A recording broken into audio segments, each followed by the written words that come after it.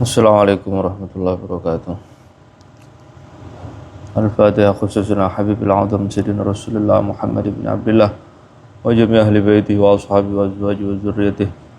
Bismillah jami' arwahi awliya illa fi masyariqil ardi magharibiha barriha wa bahriha wa jami' arwahil ulamil amilin minal fuqal muhaddisin summa khususuna sahibi hadal kitab al-imam al-Habib Abdullah bin Abdul Haddad summa khususuna al-Syekhina al-Habib Ismail bin Abdullah bin Muhammad al-Habashi usulihim wa furu'ihim wa man yantasibu ilaihim ila hadratin Nabi Muhammad sallallahu alaihi wa alihi wasallam. Al-Fatihah.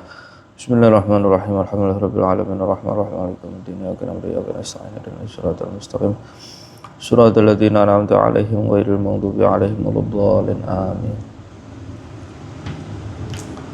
Subhanaka la ilma lana illa ma 'allamtana innaka antal alimul hakim. Rabbi shrah li sadri wa yassir li amri wahlul 'uqdatam min lisani yafqahu qawli wasaddid lisani wahdi qalbi bihaqqi sayyidina Muhammadin sallallahu alaihi wasallam. Hikmah berikutnya al-hikmatus sabi'ah, hikmah yang ketujuh dari kitab Al-Hikam dari Imam Al-Habib Abdullah bin Abdul Haddad. Qala radhiyallahu anhu, Al-Habib Abdullah bin Abdul Haddad beliau mengatakan, man lam yadfa' anhu al-faqra qalilul mali lam yuhassil lahul ghina kathiruhu. Kadzalika man lam yantafi bi qalilil ilmi fahuwa minal intifai bi katsirihi ab'adu. Barang siapa yang tidak bisa menghalau rasa hajatnya, kefakirannya dengan sedikit harta, kesederhanaan, maka kalaupun harta itu banyak, dia tidak akan pernah merasa kaya. Sebagaimana juga orang yang tidak bisa mengambil manfaat dengan ilmunya yang sedikit. Ya, artinya manfaat ilmu itu apa ya? Diamalkan sedikit tapi kepake. Orang yang tidak bisa mengamalkan ilmunya padahal dia tahu itu sedikit, itu manfaatnya ilmu ya bisa diamalkan. Maka walaupun ilmu itu banyak, itu lebih jauh lagi. Artinya apa? Kalau tidak bisa mengamalkan yang sedikit, apalagi yang lebih banyak dari itu.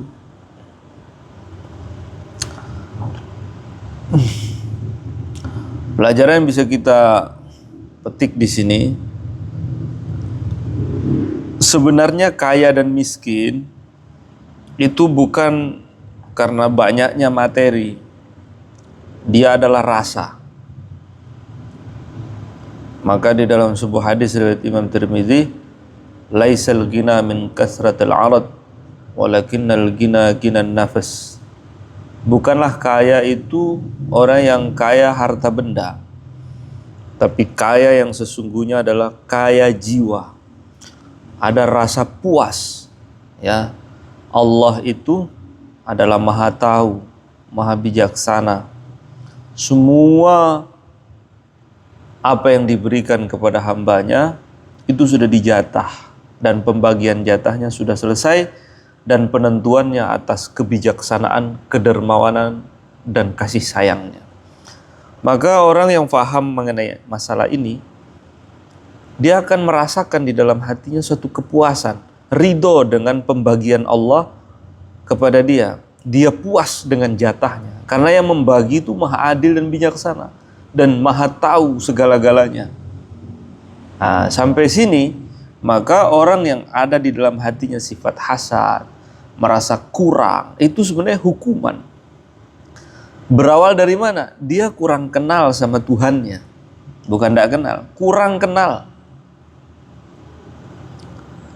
Dari situlah akhirnya dia merasa, kenapa dia lebih banyak, saya kok segini, ya. Kenapa tetanggaku lebih banyak loh. Nah, itu seakan-akan yang dia protes itu kebijakan Tuhan.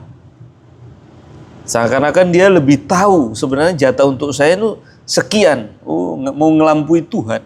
Makanya sifat hasad itu betul-betul penyakit hati yang sangat-sangat berbahaya. Karena hubungannya itu seakan-akan ragu atau kurang yakin dengan kebijaksanaan Allah dalam menetapkan keputusan, menentukan jatah setiap hamba-hambanya. jatah rezekinya ini, jatah rezekinya segini, yang ini jatah rezekinya sekian.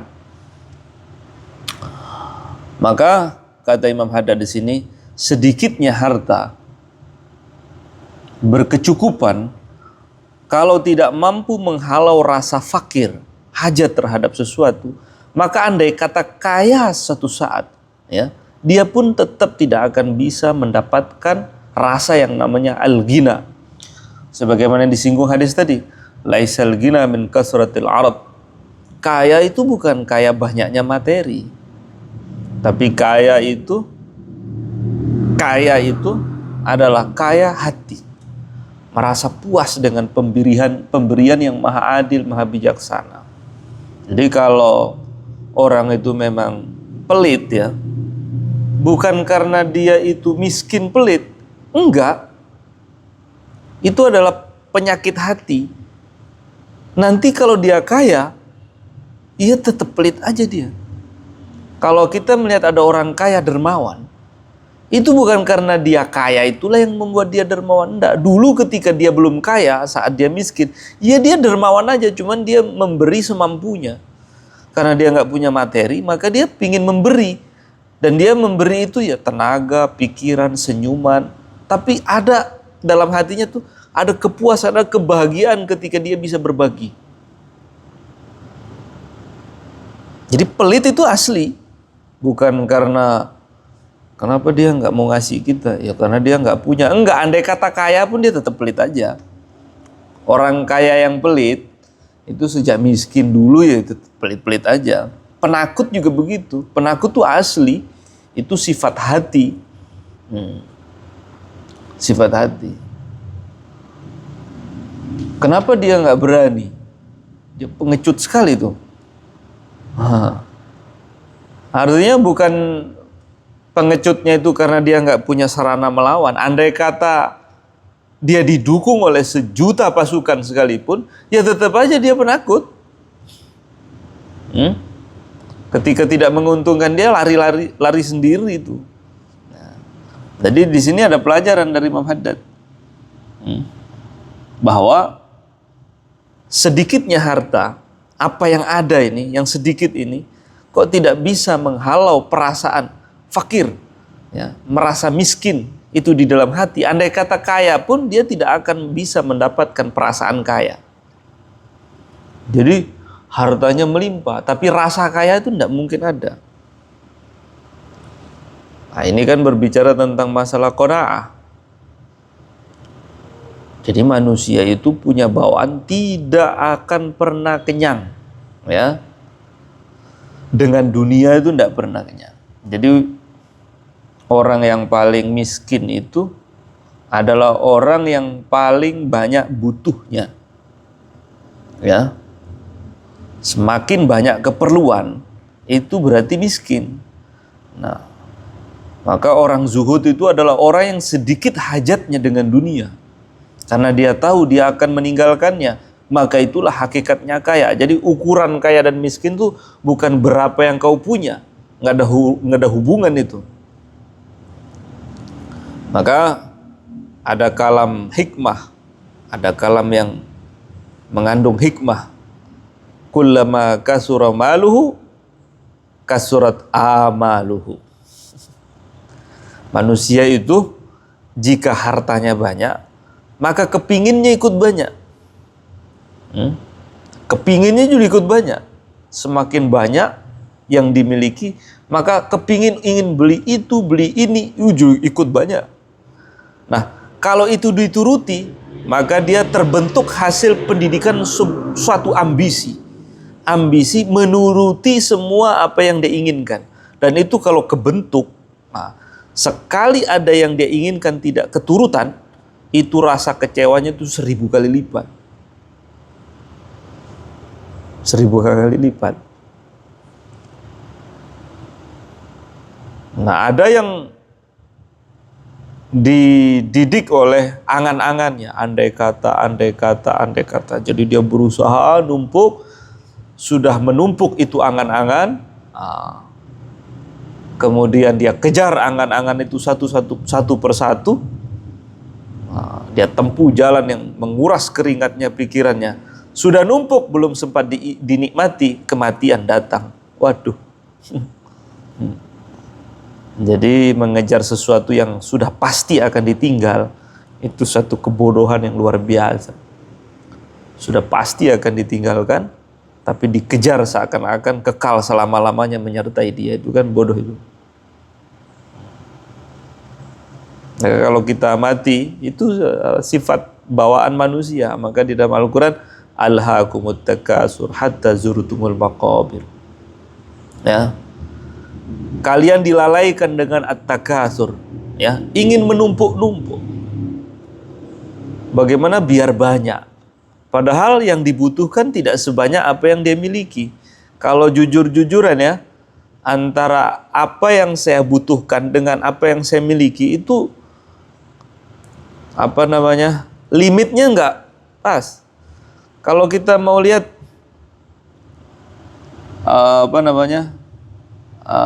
sebenarnya bahagia itu letaknya di mana sih bahagia itu? Rasulullah SAW bersabda, man asbaha aminan fi sirbihi mu'afan fi badanihi indahu qutu yaumihi faka'annama hizat lahu dunya bihazafiriha. Hadis ini diriwayatkan oleh Imam Tirmidzi. Kata Nabi, man asbaha aminan fi sirbihi, siapa yang bangun pagi dalam keadaan damai, ya, damai, tenang, nggak ada yang mengancam, tidak ada yang mengintimidasi di tengah keluarga. Mu'afan fi badanihi, badannya sehat, utuh nih badan, nafas sehat. Indahu qutu yaumihi, dan ada yang dimakan hari itu. Tiga ini, faka'annama hizat lahud dunya bihadzafiriha, maka seakan-akan dunia itu sudah dikumpulkan semua, dipersembahkan untuk dia. Jadi orang paling kaya itu siapa sih? Orang paling kaya itu orang yang keinginannya itu hanya berkisar kepada yang pokok-pokok saja.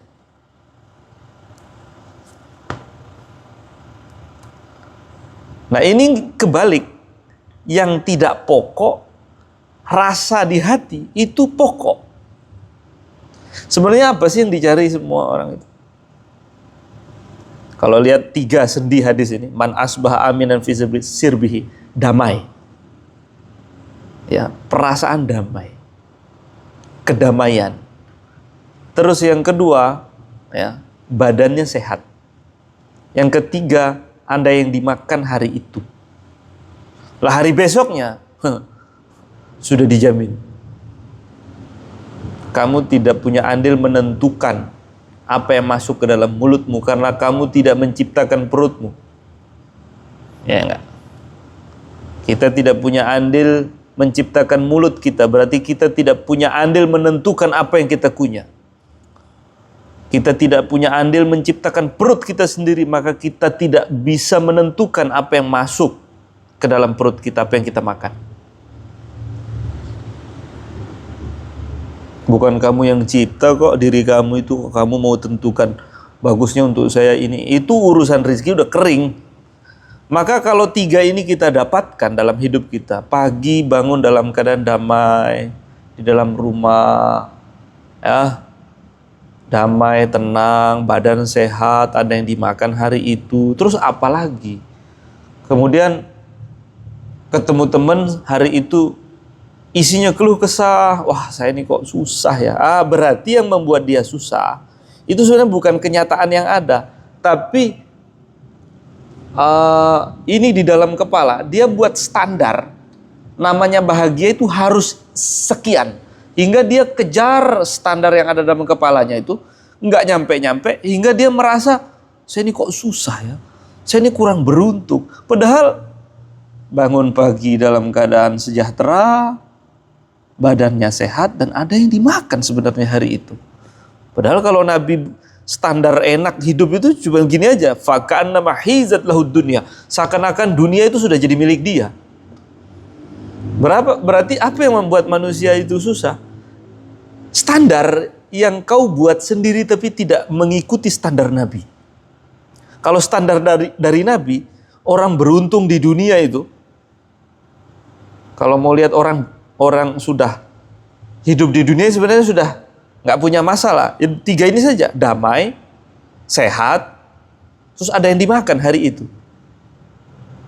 Itu saja cukup itu. Nah, kalau standarnya begini, berhasil menurut kamu, sukses itu apa? Harus punya mobil, rumah harus besar, ya. Gaji sebulan itu minimal 10 juta. Orang-orang menghormati. Orang-orang kalau bicara dengan saya itu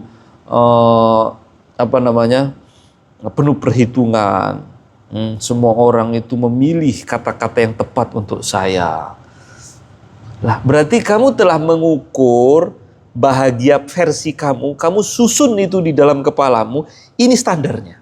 Dengan kamu melihat media atau melihat tetangga atau melihat orang lain, lalu kamu berusaha mengejar sama seperti tetangga itu, teman yang sana, teman yang itu, terus. Nah, dan tidak bisa. Dia sudah punya takdir sendiri. Dia punya takdir, kamu punya takdir, dan semua orang punya jatah. Semua orang itu punya saldo, ya, apa yang akan dinikmati di dunia ini. Sudah punya saldo, kamu sudah punya saldo, dia punya saldo, dan itu beda-beda.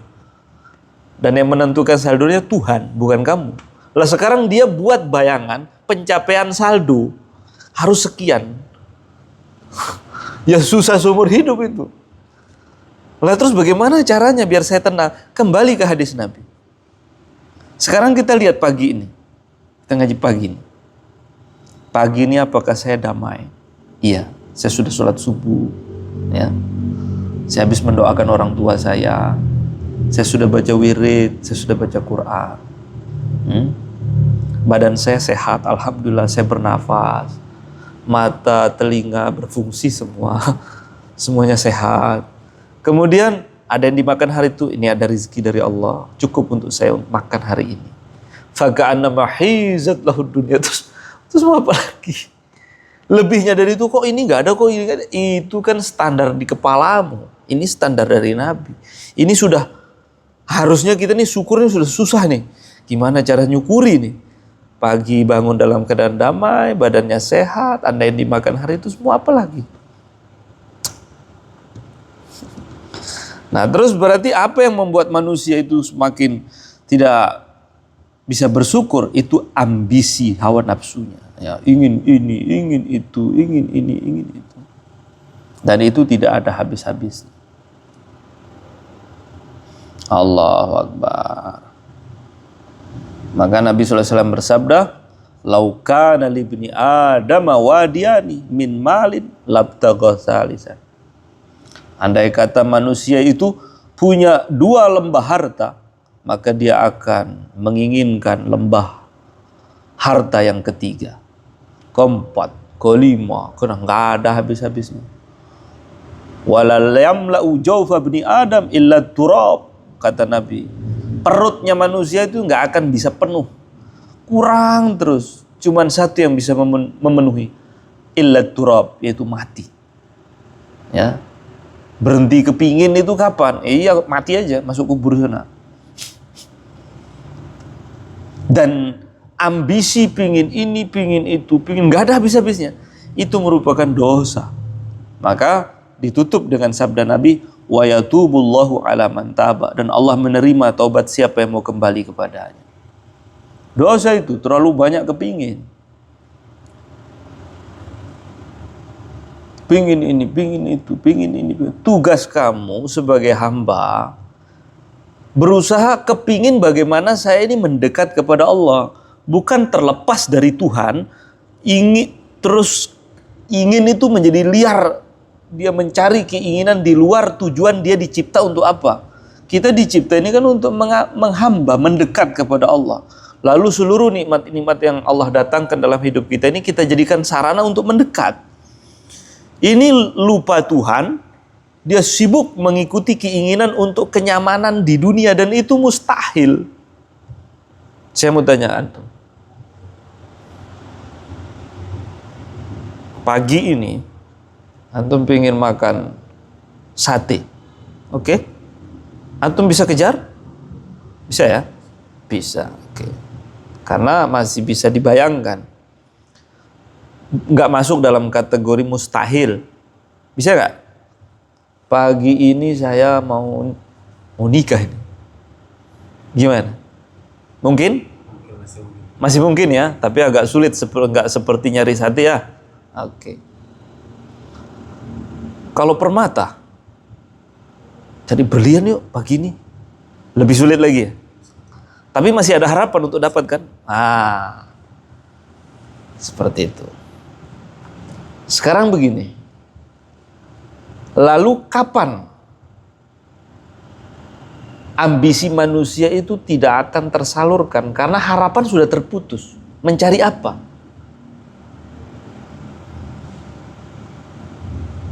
Yaitu mencari sesuatu yang tidak dicipta oleh Allah. Mungkin nggak dapat itu.